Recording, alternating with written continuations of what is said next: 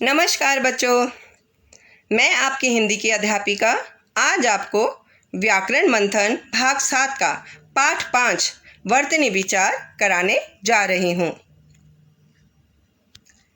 पाठ का उद्देश्य देख लेते हैं।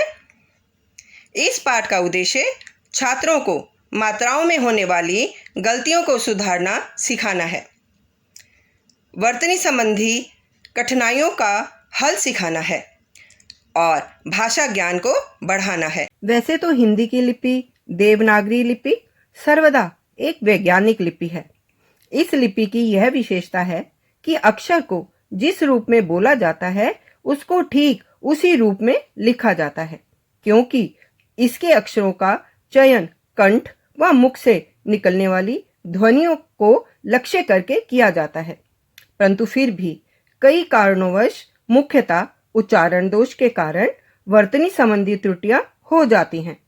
इसके निराकरण का उपाय निरंतर मात्र अभ्यास है।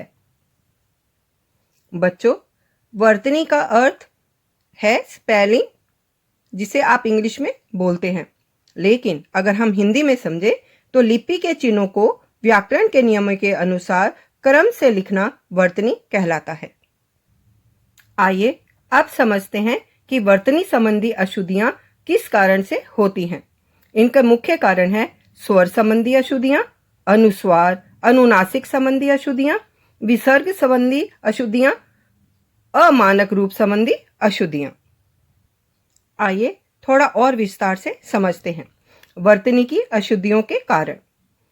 शब्दों का अशुद्ध उच्चारण करना, अशुद्ध वर्तनी का निरंतर प्रयोग करना, व्याकरण के नियमों का पर्याप्त ज्ञान ना होना, शुद्ध भाषा लिखने का अभ्यास ना होना, अन्य भाषाओं के माध्यम से शिक्षा ग्रहण करते हुए केवल एक विषय के रूप में हिंदी भाषा का अध्ययन करना, अहिंदी भाषी होने के कारण सामान्य जीवन में हिंदी का प्रयोग ना करना।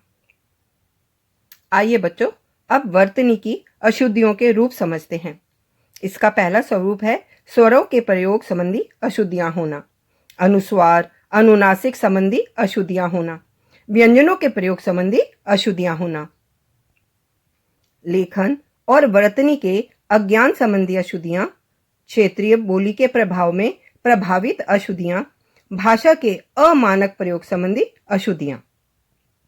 आइए बच्चों, अब कुछ उदाहरणों से इसको हम और अच्छे से समझते हैं।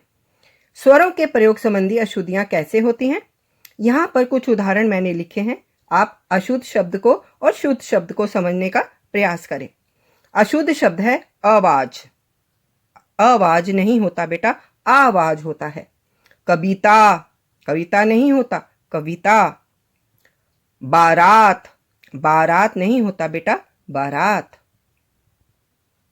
व्यंजनों के प्रयोग संबंधी अशुद्धियां, यहाँ पर आपको व्यंजन देखने होंगे बेटा, अशुद्ध व्यंजन और शुद्ध व्यंजन। व्रत, व्रत। वाल्मीकि, वाल्मीकि। इकट्ठा, इकट्ठा। लेखन और वर्तनी के अज्ञान संबंधी अशुद्धियां, अशुद्ध और शुद्ध पर ध्यान दीजिएगा। प्रातः, प्रातः। पत्नी, पत्नी। इंसान, इंसान। अभिमान, अभिमान।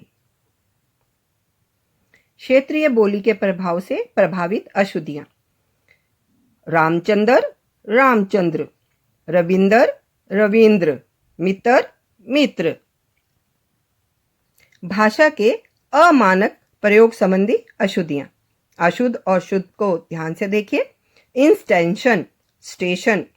School, school. कृतघ्न, कृतघ्न। चलिए बच्चों, तो अब ये देख लेते हैं कि आपने कितना सीखा और कितना जाना। यहाँ पर मैंने आपको एक अभ्यास पत्र दिया है। नीचे लिखे शब्दों को शुद्ध करके लिखिए।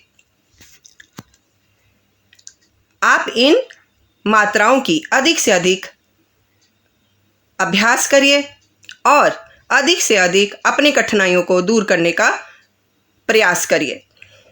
तो अपनी अगली कक्षा में मैं फिर आपसे आकर मिलूंगी। तब तक के लिए धन्यवाद।